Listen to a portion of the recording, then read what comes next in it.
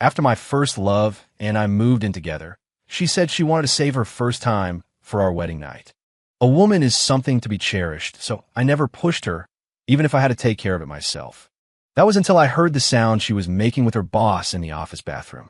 The next day, when the boss's daughter offered me a ride, I didn't turn her down. I looked at her damp hair, her trembling eyelashes, and the satisfied look in her eyes. I tossed my apartment key out the car window. I was gone for a week, and Sarah didn't send a single text. She only remembered to call me when the landlord came looking for the rent. It was loud on her end, sounded like she was at a karaoke bar with friends. Her voice was sharp and shrill as she yelled into the phone. "Ethan, where the hell are you? The landlord wants the rent. I told him to call you, but he said you're not picking up. What's wrong with you? Do I have to deal with every little thing?" I used to think her constant chattering was cute. At that moment, it just made me sick. One of her friends, looking to stir up trouble, chimed in. "Hey, Ethan, if you keep letting a girl like Sarah down, one of us is going to have to step in." "For real, man," another one said. "My cousin saw her once and has been bugging me for her number ever since. You better watch out." She had me on speaker. Perfect. I crushed out my cigarette and said flatly, "We're done." Sarah paused, then let out a short, scornful laugh. I could picture the disdainful look on her face. In the 5 years we'd been together, she'd threatened to break up with me at least once a week. Every time, I'd be on my knees, begging her like a dog to take me back. In fact, a week ago, right before I decided to get in the car with the boss's daughter, I had texted Sarah and told her we were breaking up. She never even took it seriously. Sarah's voice was laced with impatience. "Just pay the rent, will you, my hero, the security guard." She always did that when we fought, calling me that with a nasty, sarcastic edge, as if she'd forgotten why I was working as a security guard in the first place. "We're done," I repeated. Her anger flared. "What? Are you dying of some terminal illness, and you don't want to be a burden?" she spat. A wave of laughter erupted from her friends. Sarah, sensing an out, softened her tone. "Stop messing around. Come pick me up. I've had too much to drink. Just pretend I'm dead." I shook another cigarette from the pack. The boss's daughter, who had been sitting quietly beside me, snatched it away. She slapped me, a hand raised high, but landing softly on my cheek. I pulled her into my arms. Both ends of the phone line went silent. One of the friends tried to break the tension. "Whoa, Ethan, you didn't actually find someone else, did you? Because if you did, then all bets are off." Sarah scoffed. "Please. Growing up, he never had the guts to say more than 3 words to any other girl." The boss's daughter climbed onto my lap, wrapping her arms around me, pressing herself against me in a slow, quiet rhythm. My voice was hoarse when I spoke into the phone. "That's it. Throw all my stuff out. I'll pay for 1 more month of rent. After that, you're on your own. Fine. You have the guts to walk away. Don't you dare come crawling back to me." She hung up and blocked me on everything. I didn't expect Sarah to show up at my work, waiting for me. She was wearing that white dress I always loved to see her in, making her look pure and innocent. It threw me right back into the past. She was the prettiest girl in our class for as long as I could remember. In elementary school, I was the fat kid, and Sarah was the only one who would play with me. In middle school, I was a head shorter than all the other boys. No one had a crush on me, but the girls were willing to be my friend. I turned them all down because I was afraid it would make Sarah mad. In high school, we split into different academic tracks, and my talent for the sciences finally shone through. My grades shot up at the top 3 in our year. I hit a growth spurt to 6'1", and I suddenly became one of the most popular guys in school. I got a lot of confession letters, but I only had eyes for Sarah. After graduation, I followed her to the same city without a second thought. Our schools were just across the street from each other. She was at a community college, and I was at Columbia. Everyone said I was an idiot, but I didn't care. Every time I waited for her outside her dorm, I could feel how proud she was. She would hang on my neck and kiss me like a little bird pecking at seeds. I lived on $100 a month, but the first scholarship check I got, I spent $1,000 on a dress for her. Now, she was standing in front of me wearing that same dress. The message was clear. My hands were in my pockets. I stared at her coldly, saying nothing. A cold wind blew, and her shoulders trembled, making her look even more pitiful. "Baby, hold me," she said, holding out her arms. I felt a flicker of weakness, but my mind was clear. Besides, the boss's daughter was watching from her office window upstairs. Sarah took a step forward, trying to wrap her arms around my waist. I stepped back, and she stumbled into empty air. Her eyes turned red, the corners of her mouth drooping. She always looked so vulnerable when she cried. "You should go," I said.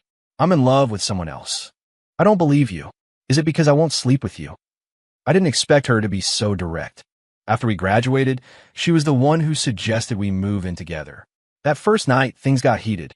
We were just one step away when she said she wanted to wait until we were married. I didn't say a word, just got up and took a long, cold shower. A woman is to be cherished. I would never force her, even if I had to drive myself crazy. But when the boss's daughter held me, she told me that things like this were meant to be enjoyed while you're young. I had enjoyed it, and I only wanted to keep enjoying it with her. I looked at Sarah, but I couldn't find the words to explain. "Sarah, I've had time to think. We're not right for each other. How would you know if we haven't even tried?" She grabbed my arm, her grip like a vice. "Let's go right now. I'll give you everything, okay?" I pulled my arm free, holding my hand up. My voice was harsher than I intended. "Don't make a scene. This is my workplace. It's not a good look." I glanced up and my eyes met Olivia's. She gave me a playful little wave. Beside me, Sarah was still crying. "Can we at least get dinner?" "My treat. I just got confirmed for my full-time position." "I know," I blurted out. In the years since she'd graduated, she'd had 7 different jobs. She never lasted more than a month at the first 6, either complaining about her coworkers or how tired she was. But the 7th one, she was finally about to get her permanent offer. It was Valentine's Day, and she had complained about having to work late. I wanted to surprise her, so I went to her office to pick her up. The place was empty, and she wasn't answering her phone. I went to use the restroom, and that's when I heard a familiar voice moaning. "You're so bad." "Oh, it's inside." Yes. The blood in my veins turned to ice. So this was the hard work she was putting in to get her promotion. Her voice pulled me back from the memory. Her eyes were shining. "You were keeping tabs on me? I knew you still cared." My words must have given her a shot of confidence. She wiped her tears and held out her hand. "Come on, let's go home." I don't know when Olivia had come downstairs. She was breathtaking, dressed in a Chanel suit and red-soled heels. Her legs were impossibly long. Gray fishnet stockings disappeared under the hem of her short skirt, hinting at the pale, soft skin beneath. Standing next to her, Sarah looked like an underdeveloped middle schooler. Sarah was stunned into silence by her presence. Olivia looped her arm through mine and planted a kiss on my cheek. "I sent you to get coffee, not to flirt with little girls. You're going to be punished for this tonight." Just the sound of her voice sent a shiver through me. Normally, Sarah would have exploded in a fit of rage, but now she just stood there deflated. She looked at Olivia and, after a long moment, said, "Did you hire an actress to fool me? Is this really what you're stooping to just to break up with me?" Olivia casually brushed her hair back, her palm facing up. When I didn't move, she grabbed my hand, lacing her fingers through mine. "Let's go. Colin's sick. We can go home and get some exercise." Sarah stomped her foot in frustration, yelling at our retreating backs. "Ethan Ford, you cheated on me. This woman is nothing but a home wrecker." Heads turned. Olivia wasn't fazed in the slightest. She just squeezed my arm and whispered, "You're happier than her now? Don't stoop to her level." That may be true, but Olivia was my woman now. I couldn't let her be insulted. I turned around and strode back to Sarah. She stared at me, mesmerized. She'd never looked at me with such intensity before. She bit her lip and whispered my name. I cupped her chin. She closed her eyes, thinking I was going to kiss her. Looking at that face, it was hard to believe I once loved her so much I would have died for her. I told her, "Listen to me, Sarah. We are over. If you ever dare to bother my girlfriend again, don't blame me for what happens next." Her eyes snapped open at the sound of my voice. The muscles in her face twitched, and the light in her eyes died. "You hate me, don't you?" she asked. "I never got my college degree because of her. Senior year, some lowlife was harassing her, and I stepped in. I just want to scare him off." But Sarah, out of nowhere, picked up a brick and smashed it against the back of his head. Blood poured out, and she started shaking uncontrollably. "What do we do, Ethan? I don't want to go to jail." I spat on the ground and punched the wall until my knuckles bled. "Go home, wash up, and go to bed. If the sky falls, I'll hold it up for you." The good news was the guy didn't die. The bad news was I took the fall. It cost me my diploma and changed the entire trajectory of my life. I had already secured offers from several major tech companies, with the highest starting salary in my department. All I had to do was graduate. After that mess, I didn't sleep for days. I lost 20 pounds. I never brought it up. Of course, I was devastated. I regretted it. I even thought about killing myself. But I didn't want to use it to punish her, and I didn't want it to come between us. Sarah stared at me. You've regretted being with me for a long time, haven't you? You regret helping me. You were just waiting to find some rich woman to latch onto. She was good at turning the tables. I just smiled. Believe whatever you want. You're nothing but a pathetic security guard, a dog. She'll get tired of you and kick you to the curb. Don't come crying to me when she does. This vicious side of her was much more familiar. Ethan Ford, you just wait. I'll make you regret this, she yelled, then spun around and walked away without a backward glance. Olivia had been watching from a short distance away. I walked over to her, putting on my usual goofy grin. She looked at me seriously and straightened my collar. A coworker walked by and clicked his tongue. Hey, Ms. Sterling, your father's watching from his office. He's going to have someone break this guy's legs. That was his ex-girlfriend, Olivia said smoothly. The fact that she's chasing after him just proves my boyfriend is a catch. That was her way. She could take the biggest crisis and brush it off like it was nothing. I took her hand and kissed it gently. She looked up, cupping my face in her hands. Ethan Ford, you're not a pathetic security guard, and you're not a dog. You're my knight. You hear me? I nodded, my head feeling heavier and heavier. I sniffled, then bent down and buried my face in the soft, fragrant curve of her neck. Olivia took me up to the 28th floor. The CEO's office was the size of a football field. She lounged on the sofa, looked up at me, and said something that stunned me. Do you want to sit in the CEO's chair? Even if I had the guts, I wouldn't dare say yes. She saw through me, pulling me over. She pushed me down in her father's throne-like leather chair, then climbed onto my lap to face me. A cold sweat broke out on my back. I held on to her, trying to stand up. Your dad will be back. We won't be able to explain this. He's in a meeting. He won't be back for at least 2 hours. Her breath was hot against my ear as her long fingers threaded through my hair. I was burning up, my hands tracing the line of her ankle. I've been wanting to rip the fishnets on her legs for a long time. My 2 hands weren't enough to explore everywhere. She undid the buttons of her own blouse, one by one, offering herself to me. Thank God I still had my mouth. My dad is looking for an executive assistant. I gave him your resume, she said while I was buttoning her shirt back up. My dad asked me. This kid got straight A's every semester and won national awards every year.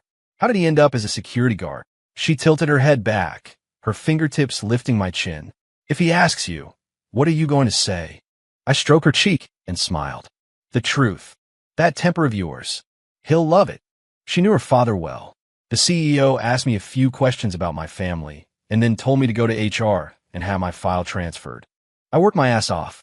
I got to the office before him every day and left after he did. Olivia wasn't happy about it. The moment I got home at night, she'd cling to me and refuse to let go. It's been 3 days. Her leg brushed against mine. Ever since we got together, we'd been at it every night, and it never got old. I tapped her on the nose. Looks like I've spoiled my princess. Yeah, you have. I haven't eaten in 3 days. I'm starving, she whispered, opening her mouth and slowly sliding down. I threw my arms back, leaning against the sofa as a tingling numbness spread from my thighs through my whole body. My old buddy from the security team called me. Man, you're living the life. I walked to the window and saw a crowd gathered downstairs. In the middle of it was a girl holding a banner with what looked like a bunch of photos tacked onto it. As I got closer, I saw it was Sarah. She had printed out all our old intimate photos and stuck them below the banner. The banner read in big, bold letters, "Cheating scumbag and his homecracker boss." When the crowd saw me, they parted to let me through. I heard people whispering as I walked past. That's the guy who landed the boss's daughter. I can't believe he's a player. Damn, he's hot, though. Looks like a model. The boss's daughter has good taste. Sarah had a smug look on her face. She thought this would give her power over me. I tried to reason with her. Playing these dirty tricks won't get you anywhere. You should just go back to your job. She laughed. Scared now? If I can't be happy, neither can you. Sarah, I said, my voice sharp. I told you if you tried anything like this, I wouldn't let it slide. I took out my phone and played a recording. In the recording, her voice was syrupy sweet, asking her boss, "Who's better in bed, me or your wife?" Her face turned crimson, her eyes bulging. "How do you have that? Were you in my company?" I shrugged. "You know exactly what you did. I broke up with you before I got with Olivia. You can say whatever you want about me. I don't care. But if you dare touch a single hair on her head, I will make sure you lose everything." People in the crowd started pointing at her. This woman has no shame. Imagine dumping a guy that hot for someone else's leftovers. Sarah was shaking like a leaf, but she still tried to act tough. "Ethan Ford, you just wait. In 3 years, my life will be so much better than yours, and you'll be on your knees begging to lick my toes." Working alongside the CEO, I quickly got involved in the company's core business. He saw my potential and started taking me to all sorts of dinners and events. "There's a gala tonight, just for the company's top executives. Bring Olivia with you as your date." That girl, before she started working here, she swore up and down she'd take it seriously, and now she's slacking off again. "I need you to keep her in line for me." I nodded, but I felt conflicted. Olivia was a showstopper wherever she went, but she hated these kinds of events. I didn't want to make her do something she disliked. I told her, "If you don't want to go, I'll go by myself. I'll just deal with your dad's wrath later." She wrapped her arms around me, pouting. "I'm happy to go with you, but I want a reward." I tapped her nose and silenced her with a long, deep kiss. "You'll get your reward tonight. That's more like it." Before we left, she emerged from the walk-in closet. I had a squint. Her hair was up. Her makeup was subtle but elegant. She was wearing a black velvet strapless dress that barely contained her curves. Seeing me speechless, she playfully ran her hands over me, leaning against my chest. "It's all black underneath, too, Mr. Ford." With that, she opened the door to leave. I slammed it shut, spinning her around.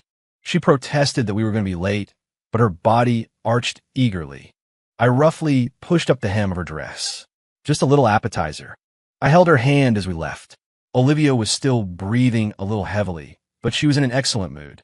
When we arrived at the winery where the gala was being held, I heard a familiar voice. "Well, if it isn't my ex-boyfriend." Sarah. She had her hair in big waves, wore bright red lipstick, a Chanel suit, and red-soled heels. She was clinging to the arm of an older man, a smug look on her face. Olivia dipped her head slightly and said, "Uncle Thompson."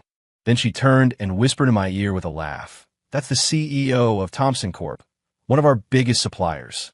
Thompson Corp. I curved my lips into a smile. Sarah Schur climbed the ladder fast, from her direct supervisor's bed to the CEO's. Olivia's expression didn't change. "Mr. Thompson, you're as vigorous as ever. Your new girlfriends just keep getting more beautiful. You go through them so fast, I can hardly keep up." Sarah's face tightened, but she forced a light laugh and fired back. "You must be Olivia Sterling. You're quite famous. Everyone says your father treats you like a princess. It's hilarious that you ended up with a security guard." I put my arm around Olivia's waist and nodded to Mr. Thompson. "We're going to go say hello to some people over there." Getting into a fight with Sarah would just lower Olivia's class. She squeezed my arm, her smile unwavering. "He was a security guard, so what? If you'd ever read a book, Ms. Jenkins, you'd know that greatness isn't a birthright." "Mr. Thompson, an event like this, I think that young starlet with the Ivy League degree you brought last time was a much better fit." Sarah stomped her foot. "Honey, are you going to let her?" Mr. Thompson shot her a look, and she immediately shut up. Olivia turned to me, her smile soft. "Darling, let's go say hi to my dad. He said he wants to reward you for closing that $100 million deal last week." Then she looked back at Mr. Thompson. "Uncle Thompson, I'll be sure to remind my father about that partnership you wanted to discuss." Thompson Corp. was successful, but they still relied on the Sterling's business to thrive. I could practically hear Sarah grinding her teeth. Olivia lifted her chin proudly. "So, boyfriend, are you satisfied?" I shook my head. All I wanted was to cherish her. When I was with Sarah, she made me feel worthless. But Olivia, who was born into privilege, had treated me with nothing but respect from the very beginning. I thought back to the day we first met. It was pouring rain. I was standing at the entrance to the office park, my security uniform soaked through. She was driving out and rolled down her window. Your shift is over, isn't it? Why are you still here? I told her I was about to leave. She glanced at her passenger seat. Get in. I'll give you a ride. I shook my head. Thank you for the offer, but my girlfriend would get jealous. She gave me a curious look, then rolled up her window and drove away. After that, every day when she left the office park, she would tease me with a smile. Hey, handsome, need a ride? A question suddenly occurred to me. The security guards at the office park worked in 24-hour rotating shifts. There was always someone at the gate. I asked her, that first day you offered me a ride, how did you know my shift was about to end? Olivia tapped me on the head. You big dummy. Why do you think? I hesitated for a few seconds before I spoke. You were watching me? Since I first started working here. She shook her head. Even earlier? But we didn't know each other before that. Could it be? She saw the guess forming in my mind and confirmed it. That's right. In college. I knew she had been a freshman when I was a senior. What I didn't know was that she'd had a crush on me since then. Her voice was like a breeze on a spring night. It was the first day of my freshman year. You were a student orientation leader greeting new students at the airport. It was love at first sight, handsome. But then people told me you had a childhood sweetheart for a girlfriend and that you two were very serious. What could I do? Later, I went to the UK for a study abroad program. When I came back, I heard you'd been expelled for putting someone in the hospital. I tried to find you then to offer you a job. But then, by some twist of fate, you ended up working at my father's company. That's when I begged him to let me come work here, too. She told the story so calmly, nothing like Sarah's grating chatter. I pulled her into my arms. She playfully punched my chest.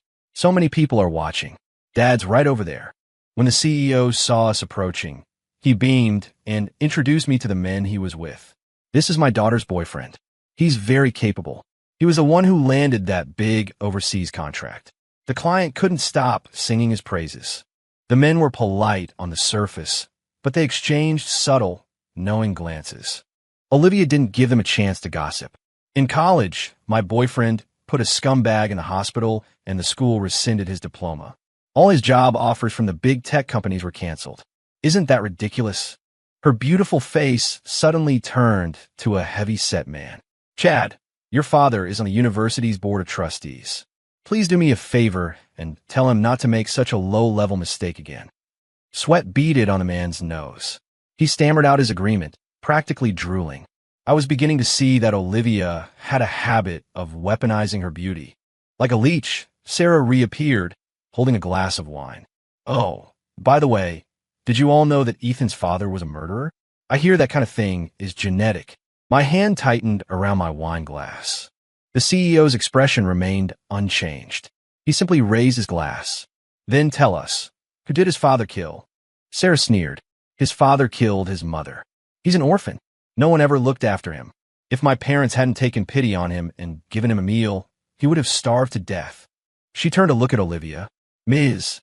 Sterling, you'd better be careful. He's just like his father. Smack.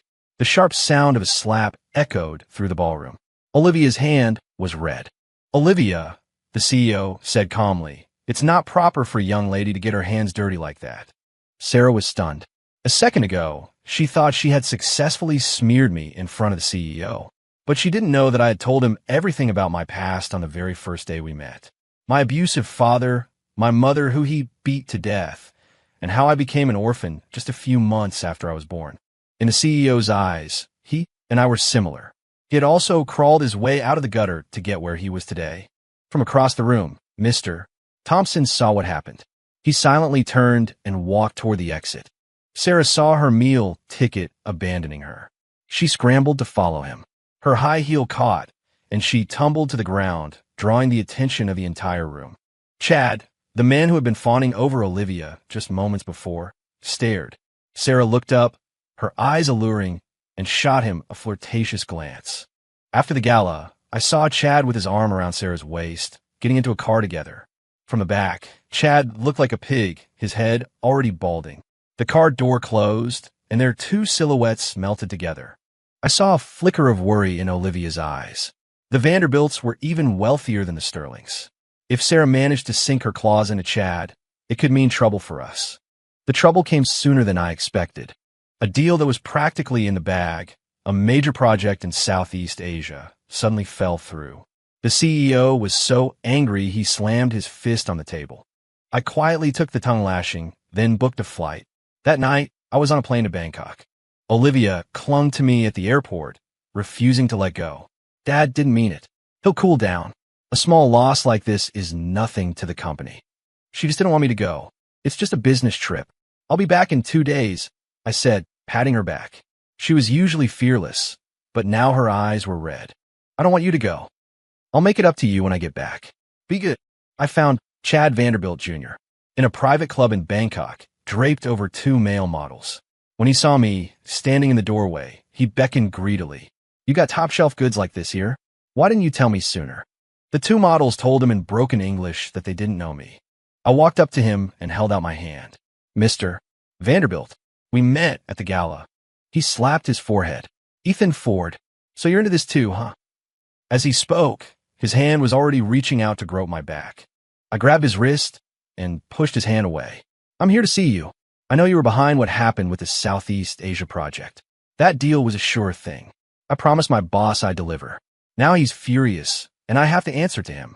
Seeing that I was getting straight to the point, Chad dropped the act. In business, it's best when everyone wins. You can't expect the Sterlings to get all the profits. Of course not, I said with a smile. And in business, it's also important to be amicable. I'm sure you wouldn't want things to get too ugly between our 2 families. His eyes widened. What's that supposed to mean? Are you threatening me? I nodded. I didn't fly all the way out here just to see you. I've got video of everything you've been up to here. You're the only son in the Vanderbilt family. Imagine what will happen to your family's stock price if this gets out. I lit a cigarette, leaned back on the sofa, and waited for his answer. He sneered. You're not afraid of me getting revenge? What makes you so sure the Sterlings would go to war with my family over you? A man with nothing to lose has nothing to fear. I stood up, patted his shoulder, and tossed him a business card. You have until 8 o'clock tonight to call me with your decision. Back at the hotel, I stared at my phone. I was gambling that Chad was a coward who couldn't handle the pressure. If he called my bluff, I would lose the CEO's trust for good. As for Olivia, I couldn't bear to think about it. But if he folded, the project I had worked so hard on would be back on track. I would become the president of the Sterling's new tech subsidiary, and my life would change forever. At 7:55 p.m., the phone rang. The voice on the other end was gruff. You win. I wasn't that interested in the project anyway. I just wanted to do something nice for Sarah. I couldn't help my curiosity. She has that much of a hold on you. He didn't try to hide it. She's beautiful. She's willing to marry me, and she doesn't care if I play around on the side. She hates you, right? I was going to give her this as a little gift to cheer her up. I understood. Chad, there's no need to ruin a business relationship over a woman. You got a point. I'm getting married next month. You should bring your girl. The next day, I received a wedding invitation from him and Sarah. Olivia held the invitation in her palm, turning it over and over as if she had something on her mind. I took her in my arms. If you don't want to go, we don't have to. It's not important. She smiled brightly. Then what is important? This is. My voice was a low rumble. I swept her up into my arms and carried her toward the bedroom. She pounded on my chest, begging for mercy. You've been back for 3 days, and I've barely slept. Look at these dark circles. Didn't you say you missed me? I take it back. I take it back. I never want to miss you again. On the day of the wedding, I was sitting on the sofa, reading a financial report. She came out wearing a black velvet cheongsam with a high slit, a style I'd never seen on her before. It was alluring, sexy, and wild. She held out her hand to me. Let's go. Time for some revenge. I thought you said you didn't want to go. Who said that? At the wedding, Sarah, the bride, was undeniably beautiful. But the moment Olivia walked in, she captured everyone's attention. People started whispering. Her face looks like it was created in a video game. Damn, and that body. I think I'm getting a nosebleed. The guy with her is gorgeous, too. The groom looks like a pig in comparison. Keep your voice down. Up on the stage, Sarah didn't smile once for the rest of the ceremony. The day our company's new product became #1 in the industry, I threw a celebration party. Chad and Sarah showed up to congratulate us. Sarah was pregnant, carrying herself like an empress. Her tone was as sharp and biting as ever. As long as I give the Vanderbilts a grandson, all of their fortune will be mine. But you're different, Ethan. The baby Ms. Sterling is carrying might not even be yours. Olivia was in good mood. She hugged me and kissed me several times, then raised her glass to Sarah. I've always wanted to ask you something, Sarah. Chad looks like a pig. How do you even manage to kiss him? Sarah's face turned green. The host on stage asked me to come up and give a speech. I walked onto the stage, my eyes finding Olivia in the crowd. There's one thing that's more important than anything else today. I want to ask someone a question. Olivia looked up, a look of disbelief mixed with dawning realization on her face. I walked to her, got down on one knee, and looked up in her eyes. My voice trembled. Olivia Sterling, my princess, will you marry me? She covered her mouth, nodding again and again, tears welling in her eyes. That day she was staring at Sarah's wedding invitation. I had a feeling she was hiding something from me. Later, I found a pregnancy test in the bathroom trash. She was pregnant, but she was afraid to tell me, worried I wouldn't want to get married. This beautiful, foolish woman. I pulled a massive ring from my pocket, a royal blue sapphire, her favorite. Standing in the corner, Sarah watched the scene unfold, her face falling. She must have been thinking about her own wedding. Chad never proposed, and he looked bored throughout the entire ceremony. She knew perfectly well that to the Vanderbilts, she was just a vessel for producing an heir. Suddenly, someone screamed. It was Sarah. Chad had collapsed on the floor, foaming at the mouth, his limbs convulsing. It took 4 people to carry him to the ambulance. The paramedics suspected a cerebral hemorrhage and told the family to prepare for the worst. Chad is paralyzed. His face is all twisted. Olivia told me as she tried on a wedding veil. I heard the Vanderbilts have people watching Sarah 24/7. They won't even let her leave the house. A few months later, Sarah gave birth to a son. Does being selfish really make you happier in life? Unfortunately for her, her victory was short-lived. The Vanderbilts kicked her out and refused to let her take the child with her. I suddenly remembered what she said at the party. It all made sense. She assumed everyone else was as dirty as she was. After that, I saw her a few times lurking outside the company headquarters. I was in my car and ignored her. One day, she ran out in front of my car, nearly getting hit. The driver got out and yelled at her. She just waved at me with a shameless smile. I rolled down the window. What do you want, Sarah? Her hair was greasy and there were holes in her clothes. She looked like she was having a rough time. Can you give me a minute? For old time's sake? I just want to say a few words. The security guards started to move toward her, but I waved them off and got out of the car. She stood before me, wringing her hands. Can you lend me some money? I refused coldly. When not on those terms, Sarah, she stammered, a fawning expression on her face. I'll pay you back, any way you want. She reached for the top button of her shirt. I laughed. I'm getting married in 2 months. You're welcome to come. A flash of lightning split the sky. A downpour started without warning. A security guard rushed over to hold an umbrella for me. I got back in the car. She stood in the pouring rain, sobbing. The day before the company went public, I went back to my hometown. The weeds on my mother's grave had grown tall. I sat in front of it and talked to her for a long time. Even though I never got to say a single word to her in my life, I knew she loved me. She died protecting me in my cradle, taking the blow from my father that was meant for me. As I was getting up to leave, I heard a rustling in the bushes like a small animal. Suddenly, a figure emerged, startling me. It was Sarah. I'd heard she had come back home, holing up in her old family house and rarely going out. She was thin, her long hair unkempt. She looked like a ghost. Even so, you could still see she was beautiful. She was wearing that same white dress I bought her. Ethan, I heard what you said just now.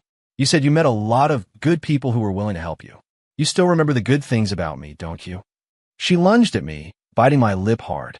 The taste of blood filled my mouth. I shoved her away, and she fell to the ground. Wake up, Sarah. Since we were kids, you've been making up all sorts of lies to get me to be good to you, and I never called you out on it. But you can't expect someone to clean up your messes forever. I pulled away from her and walked away without looking back. She grabbed my leg, begging, I don't want anything. I'll be your mistress. I'll be good. Just give me one more chance, please. Just then, Olivia texted me. Honey, we're going to New York tomorrow. What color suit do you want to wear? Whatever you pick, my love. You have the best taste.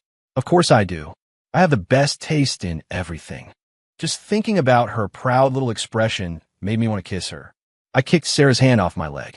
The company is going public. Tomorrow, I'm going to ring the opening bell at the NASDAQ. My wife is pregnant. Please stop interfering in my life. For the rest of my life, I'll be grateful that you didn't marry me. End.